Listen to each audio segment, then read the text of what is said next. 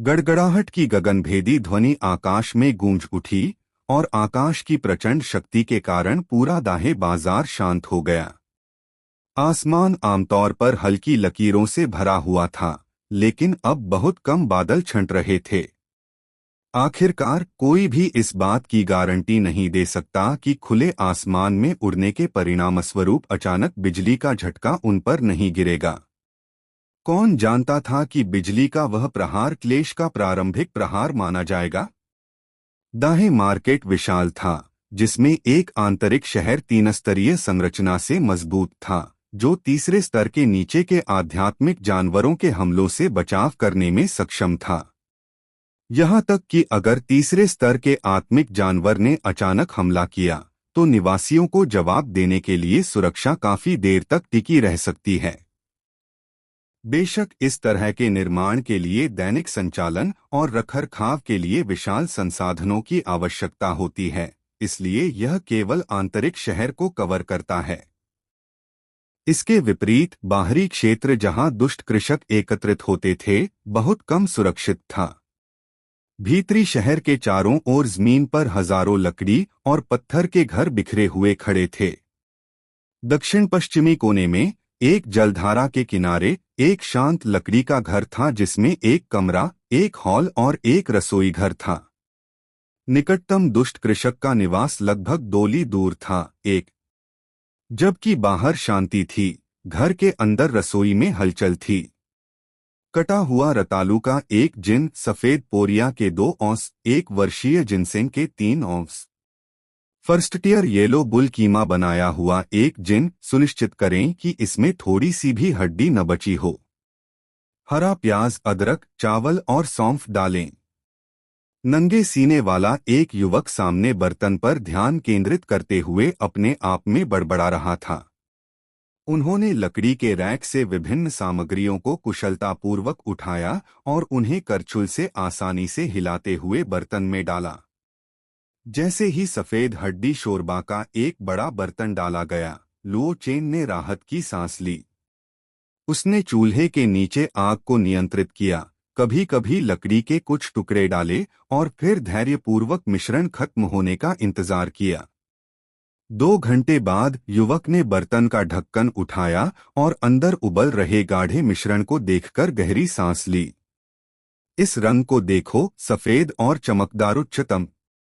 उस सुगंध को सूंघें, समृद्ध लेकिन अत्यधिक नहीं, उच्च श्रेणी की। लुओ चेन ने करछुल में एक उंगली डुबोई और थोड़ी सी मात्रा का स्वाद चखा। ऊर्जा का सार अच्छी तरह से संरक्षित है। जिनसेंग और एंजेलिका जड़ की मदद से प्रथम श्रेणी के येलो बुल के 5 जिन की आध्यात्मिक ऊर्जा को इस उपवास मिश्रण में समान रूप से वितरित किया गया है। बुरा नहीं, स्वाद बिल्कुल सही है, उच्च श्रेणी का। अपनी उंगलियां चाटते हुए वेद संतोष से मुस्कुराया। पिछले कुछ दिनों के उनके अनुभव के आधार पर उपवास के मिश्रण का यह बर्तन कम से कम 5 बोतल उपवास की गोलियां बना सकता है। यह मनोरंजक लग सकता है, लेकिन वेद वास्तव में गोलियों को परिष्कृत कर रहा था। विशेष रूप से वह कृषकों द्वारा सबसे अधिक उपयोग की जाने वाली उपवास गोलियां बना रहा था। हालांकि यह निम्न श्रेणी का संस्करण था, जिसे बमुश्किल उपवास का मिश्रण कहा जा सकता था। इससे पहले कि मिश्रण ठंडा हो, वेद ने इसे एक लकड़ी के बोर्ड पर डाल दिया। उसने एक पीले रंग का बांस का स्क्रॉल उठाया, उस पर गाढ़ा पेस्ट फैलाया और फिर बांस को कसकर लपेटने से पहले सुगंधित शहद की कुछ बूंदें डालीं। जैसे ही बांस लुढ़का, भाप से बनने वाला मिश्रण धीरे धीरे बेलनाकार आकार लेता गया, शहद से थोड़ा पीला हो गया। वेद ने तेजी से काम किया, बेलनाकार पेस्ट को छोटी गोल गोलियों में आकार दिया। प्रत्येक का आकार अंगूठे के बराबर था। 1, 2, 3। जब तक लुओ चेन रुका, लकड़ी के बोर्ड पर उपवास की 50 गोलियां करीने से रखी हुई पड़ी थीं। इससे पहले कि वह अपनी उपलब्धि का जश्न मना पाता, उसका ध्यान केवल उसे दिखाई देने वाले पैनल पर गया। स्थिति पैनल। नाम वेद। जीवन काल 27/75। आत्मा की जड़ें धातु, लकड़ी, जल, अग्नि, पृथ्वी। क्षेत्र क्यूई शोधन क्षेत्र चरण 3 75/100। उपलब्धि अंक 10। इसका उपयोग साधना तकनीकों, मंत्रों या कौशल को अनलॉक करने के लिए किया जा सकता है।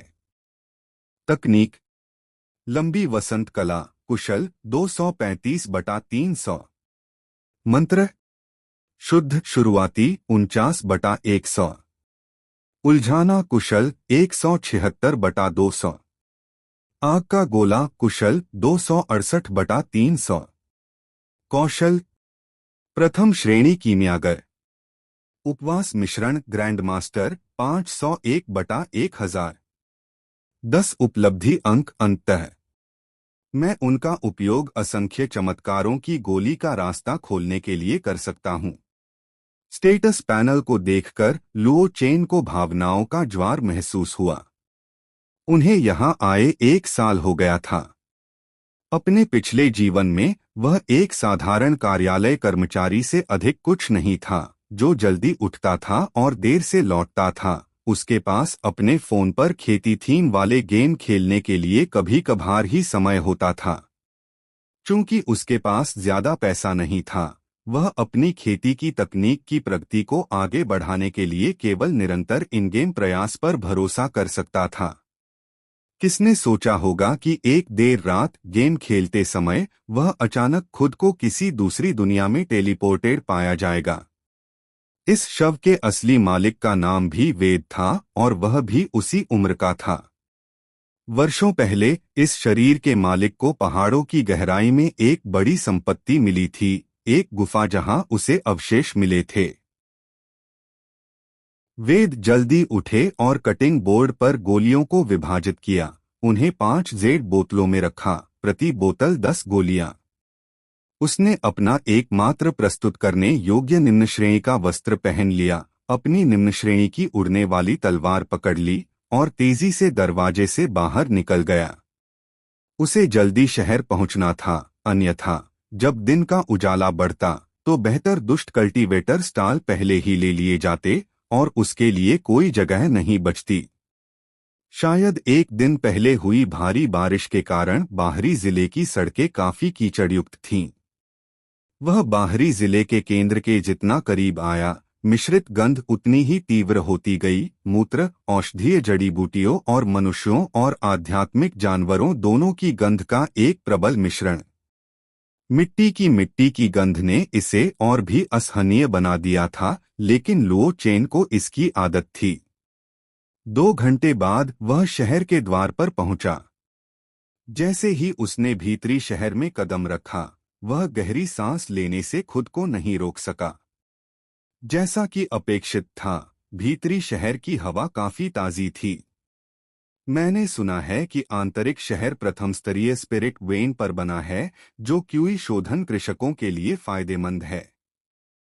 एक बार जब मेरे पास पर्याप्त पैसा होगा, तो मुझे यहाँ एक घर खरीदना होगा। लुओ चेन ने खुद को प्रोत्साहित किया और सीधे दक्षिण पश्चिमी कोने में दुष्ट कृषक क्षेत्र की ओर चला गया।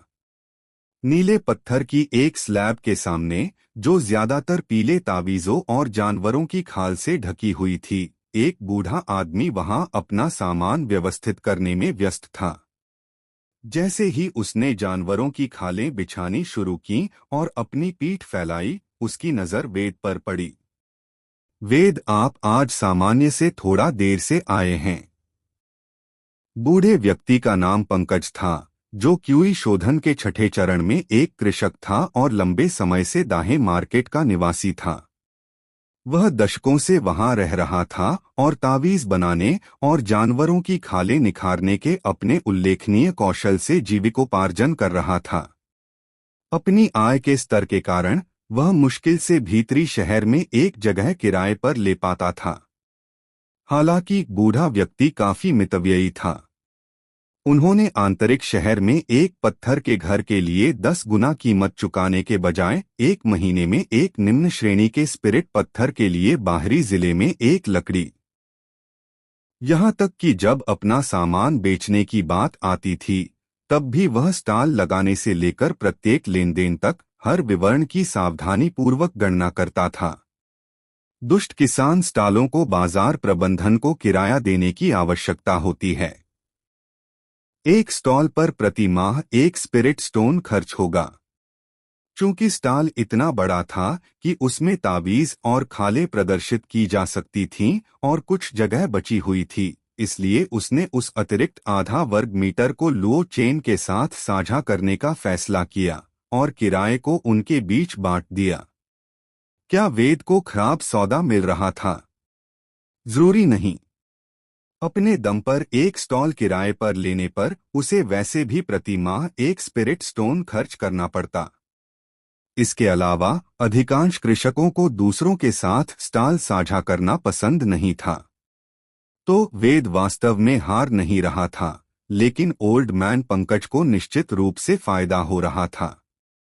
एक संक्षिप्त अभिवादन के बाद वेद ने अपना सामान स्टॉल पर रख दिया। उसके पास उपवास की गोलियों की 20 बोतलें थीं। जब ओल्ड मैन पंकज ने मात्रा पर ध्यान दिया तो वह आश्चर्यचकित हो गया और टिप्पणी की, वेद, आपके कीमिया कौशल में फिर से सुधार हुआ है ना? ऐसा कहने का उनके पास एक अच्छा कारण था। वेद आमतौर पर हर 7 दिन में एक बार अपना स्टॉल लगाता था। हर बार वह उपवास की गोलियों की लगभग 15 या 16 बोतलें बेचता था। हालांकि इस बार वह 20 बोतलें लाया था। यह स्पष्ट था कि लुओ चेन ने उपवास की गोलियों को परिष्कृत करने में महत्वपूर्ण प्रगति की थी। सचमुच मामला यही था। 7 दिवसीय चक्र में से एक दिन स्टॉल लगाने और सामग्री खरीदने के लिए आरक्षित रखा गया था। इसमें उसके पास 6 दिन बचे थे और उसने उस समय का आधा समय सामग्री तैयार करने और आधा समय गोलियां परिष्कृत करने में बिताया।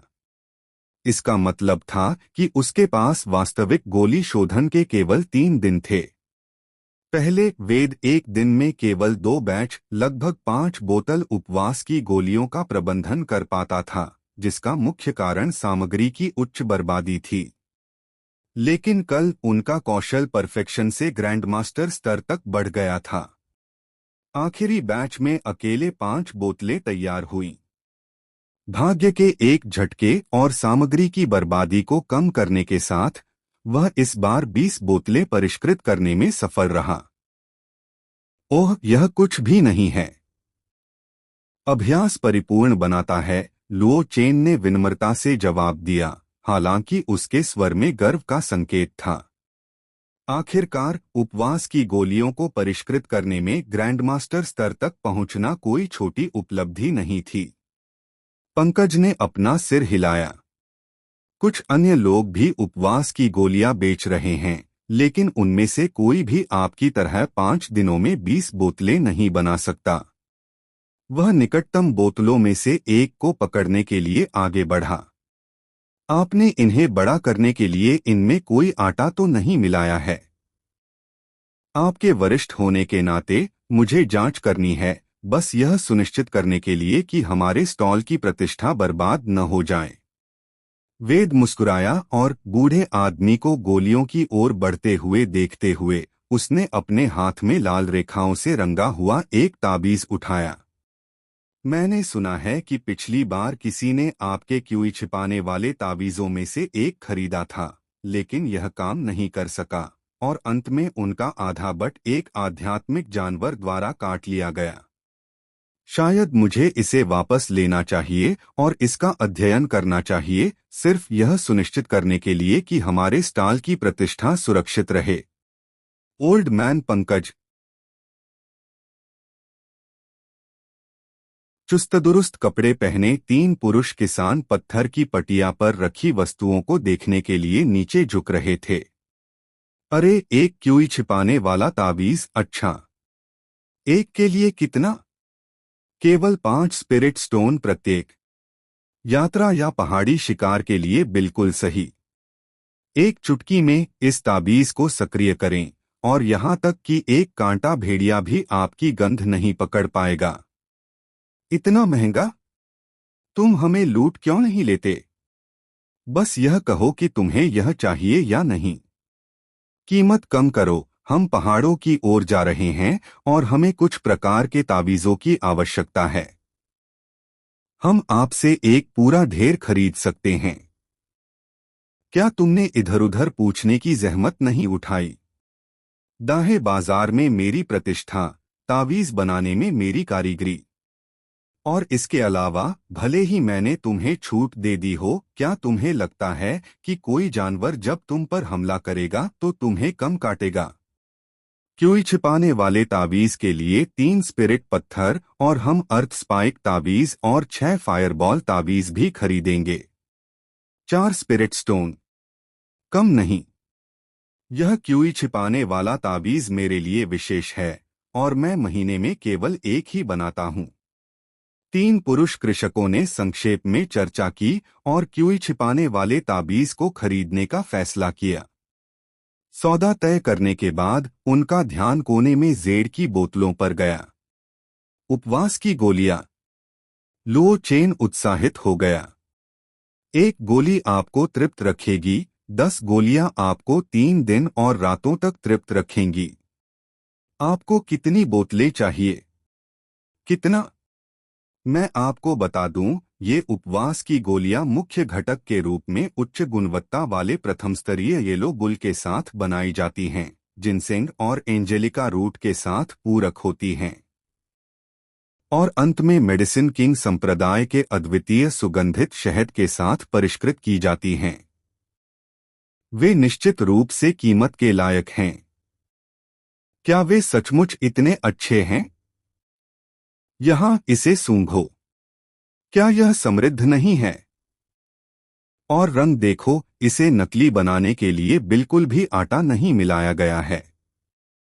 मैं कहने की हिम्मत कर रहा हूं, इस क्षेत्र में किसी के पास मुझसे बेहतर गुणवत्ता नहीं है। बड़े भाई, इसकी गंध हमारे द्वारा पहले खरीदी गई उपवास की गोलियों से बेहतर है।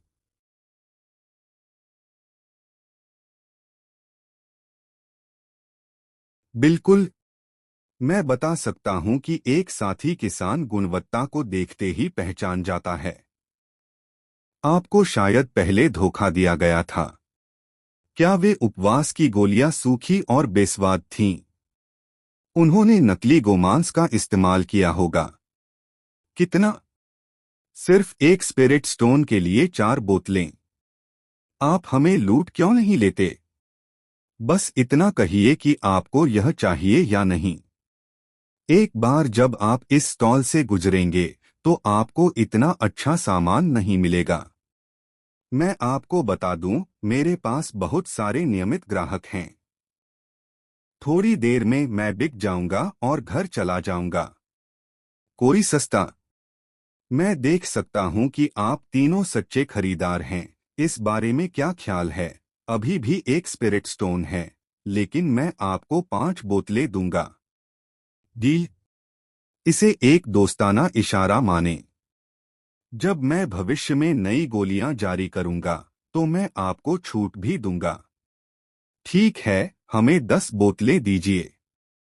हमारे पास अभी भी पहले की कुछ बोतलें बची हैं, लेकिन इस बार हम आपकी कोशिश करेंगे। सौदा संपन्न होने के साथ लुओ चेन और ओल्ड मैन चेन ने हाथ जोड़कर उन्हें शुभकामनाएं दी। पहाड़ों में एक सुरक्षित यात्रा और भरपूर फसल। समूह के चले जाने के बाद दोनों ने एक दूसरे को जानने वाली मुस्कान का आदान प्रदान किया। ओल्ड मैन चेन ने चुपचाप स्टाल पर एक और क्यूई छिपाने वाला ताबीज रख दिया। क्या उसने यह नहीं कहा कि वह महीने में केवल एक ही कमाता है? जैसे जैसे सूरज चढ़ता गया, दक्षिण पश्चिमी कोने में दुष्ट कृषक क्षेत्र तेजी से जीवंत हो गया। गोलियां, खेती की तकनीकें और राक्षसी जानवरों का मांस बेचने वाले लोग हर जगह थे। खरीदार और मोलभाव करने वाले लगातार आते रहे और कभी-कभी जेड कार्ड्रॉन तलवार संप्रदाय के आधिकारिक परिधान में 1 या 2 शिष्यों को देखा जा सकता था। उत्तरार्ध की उपस्थिति ने दुष्ट कृषकों को उत्साहित कर दिया और कीमतें सामान्य से अधिक ऊंची कर दी गईं। लाभ कमाने के लिए संप्रदायों के लोगों को मुख्य लक्ष्य माना जाता था, लेकिन इसका वेद से कोई लेना देना नहीं था। उपवास की गोलियां आम वस्तुओं में सबसे आम थीं, ये हर संप्रदाय के पास थीं। इसके अलावा उनके द्वारा परिष्कृत की गई उपवास की गोलियां निम्नतम स्तर की थीं, वे सच्ची गोलियां भी नहीं थीं, केवल उपवास के मिश्रण को गोली का रूप दिया गया था। इससे कोई फर्क नहीं पड़ता कि उसने इसे कितनी अच्छी तरह परिष्कृत किया, फिर भी इसमें अधिक प्रतिस्पर्धात्मकता नहीं होगी। दोपहर तक वेद ने अपना लगभग सारा स्टॉक बेच दिया था। उसके पास कुल मिलाकर केवल 20 बोतलें थीं, जो ज्यादा नहीं थीं, और इतनी मात्रा इकट्ठा करने में उसे 6 या 7 दिन लगे थे। निम्न स्तर के कीमियागरों का जीवन निश्चित रूप से दयनीय होगा। यदि किसी को किसी संप्रदाय का समर्थन प्राप्त नहीं है, तो निम्न स्तर के कीमियागर के रूप में दुष्ट कृषक होना और भी अधिक असहनीय रूप से दुखद होगा। पैक करने के लिए कुछ भी नहीं था। लुओ चेन ने बूढ़े आदमी चेन को बचे हुए मांस से बने बीफ जर्की के कुछ टुकड़े सौंपे और जाने के लिए तैयार किया। लुओ चेन के जाने से पहले बूढ़े आदमी पंकज ने साफ पानी से धोते समय सूखे गोमांस को चबाया और उसे बुलाया। आप एक नई गोली पेश कर रहे हैं? मुझे यह मत बताएं कि यह वह अधूरा गोली फार्मूला है जो आपने पिछले साल उठाया था। बच्चे, बहुत ऊंचा लक्ष्य मत रखो। मैंने बहुत से दुष्ट कीमियागरों को नई गोलियों के फॉर्मूले पर शोध करते और अपना सब कुछ गंवाते हुए देखा है। आपके लिए उन स्पिरिट स्टोन्स को बचाना आसान नहीं है। बेहतर होगा कि आप अपनी खेती को थोड़ा बढ़ावा देने के लिए स्पिरिट मेडिसिन पवेलियन से क्यूई पौष्टिक गोलियों की 2 बोतलें खरीद लें। यह इस कंजूस अवसरवादी बूढ़े व्यक्ति के दुर्लभ ईमानदार क्षणों में से एक था। वेद कर सकता था। अपने अनूठे स्वाद के कारण कॉनपॉय का वर्णन करना काफी आसान था और लोग अक्सर इसे सूप बनाने के लिए खरीदते थे। हालांकि फायर हाउंड व्हिप का उपयोग कुछ हद तक सीमित था। ऐसे युवा को ऐसी चीज की आवश्यकता कैसे हो सकती है? कहे, मुझे वरिष्ठ कहने की जरूरत नहीं है, बस मुझे दुकानदार लियू कहो। मैं तुम्हें कैसे संबोधित करूं? युवा मित्र मोटे दुकानदार ने मुस्कुराते हुए पूछा। हेलो वेद। मेरा उपनाम लो है, आप मुझे लिटिल लो कह सकते हैं। वेद विनम्रता से काम किए बिना नहीं रह सका। उसके सामने मिलनसार मोटा दुकानदार एक ऐसी आभा प्रकट कर रहा था जिससे वह असहज महसूस कर रहा था। उसने पहले भी इस तरह की आभा महसूस की थी। यह कुछ ऐसा था जो फाउंडेशन स्थापना क्षेत्र के विशेषज्ञों ने स्वाभाविक रूप से व्यक्त किया था। ऐसे विशेषज्ञ के सामने उसे स्वाभाविक रूप से अत्यंत सम्मान दिखाना पड़ता था। दुकानदार लियू थोड़ा मुस्कुराया, तो यह फेलो डाओइस्ट लो है। मेरे पास आपके द्वारा बताई गई 2 जड़ी बूटियां हैं, लेकिन वे मात्रा में काफी सीमित हैं। देव को इसकी उम्मीद थी। दाहे बाजार पूर्वी जंगल की सीमा के पास हजारों ली तक फैले विशाल अंतर्देशीय क्षेत्र में स्थित था। उन्होंने जिन जड़ी बूटियों के बारे में पूछताछ की, उनमें से एक कॉनपॉय एक समुद्री स्पिरिट जड़ी बूटी थी जिसे अक्सर दूर से ले जाना पड़ता था। यह आश्चर्य की बात नहीं थी कि आपूर्ति सीमित थी, लेकिन इसका होना काफी अच्छा था। क्या आप 100 कॉनपॉय इकट्ठा कर सकते हैं? और मुझे फायर हाउंड व्हिप के 10 टुकड़ों की आवश्यकता होगी। दुकानदार लियू ने मुस्कुराते हुए कहा, मेरे पास इतना कुछ है, लेकिन यह सस्ता नहीं होगा। जब उन्होंने कहा कि यह सस्ता नहीं है, तो उनका मतलब था कि यह बहुत महंगा नहीं था, लेकिन क्यूई शोधन के तीसरे चरण में वेद के खेती कौशल के सापेक्ष यह था। खासकर दूसरे की पोशाक को देखते हुए वह विशेष रूप से अमीर नहीं लग रहा था। कीमत क्या है? कॉनपॉय के 100 हिस्सों की कीमत 10 निम्न श्रेणी के स्पिरिट पत्थरों की होगी और 10 फायर हाउंड व्हिप की कीमत भी 10 निम्न श्रेणी के स्पिरिट पत्थरों की होगी।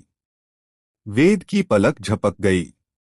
उसे यह भी आश्चर्य हुआ कि क्या इस मोटे दुकानदार के पास भेदी दृष्टि थी और वह देख सकता था कि उसकी जेब में ठीक 20 स्पिरिट पत्थर बचे थे।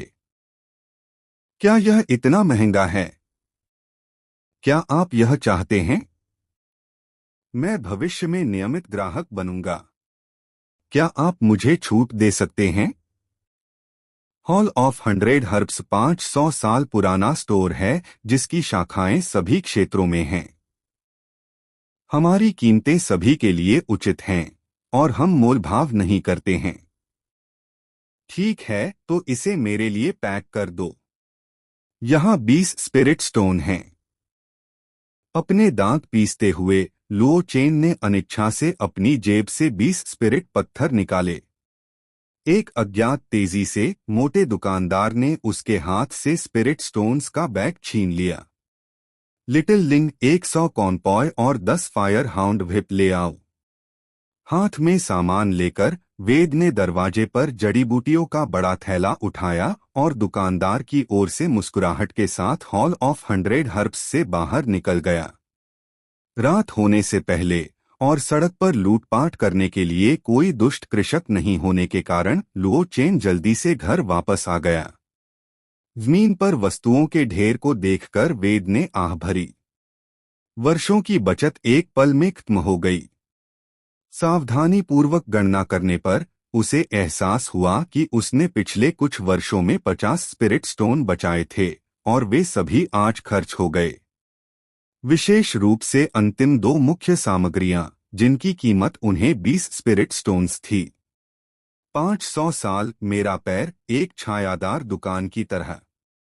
मुझे आशा है कि आप जल्द ही व्यवसाय से बाहर हो जाएंगे।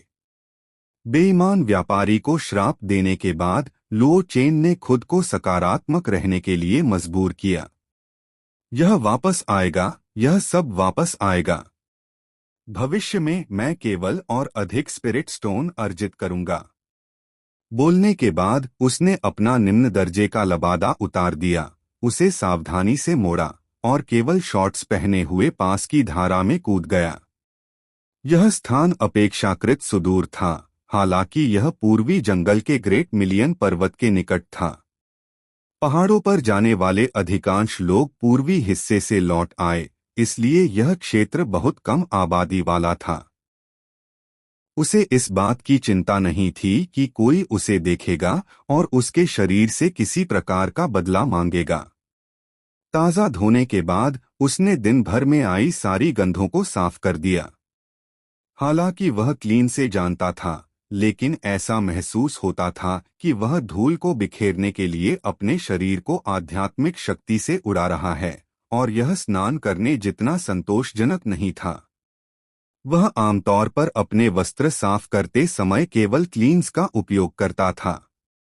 लकड़ी के घर में लौटने पर वेद ने शॉर्ट्स की एक जोड़ी पहन ली और लापरवाही से एक भूरे रंग का गांजा वस्त्र पहन लिया। अपने पीछे गीले बाल लपेटे हुए उसने घर के कोने में फर्श के नीचे से चमड़े से लिपटा एक पैकेज निकाला। पैकेज खोलने पर उसे एक पीले रंग का बांस का स्क्रॉल, एक पतली पुस्तिका और बकरी के चर्मपत्र का एक टुकड़ा मिला। बांस स्क्रॉल की सामग्री सरल थी और इसका नाम लॉन्ग स्प्रिंग आर्ट था, जो लुओ चेन की मुख्य खेती विधि थी, जो केवल क्यूई शोधन के 9वें स्तर तक विस्तारित थी। अफवाह यह थी कि यह तकनीक मेडिसिन किंग संप्रदाय की एक प्रारंभिक विधि थी, जिसका उन्नत समकक्ष यी वुड मेडिसिन किंग कैनन था। यह तकनीक एक युवा साहसिक कार्य से आई है, जिसे एक उजाड़ पहाड़ी गुफा में अवशेषों के बीच खोजा गया था। वेद ने कभी भी टीका अभ्यास करना बंद नहीं किया था।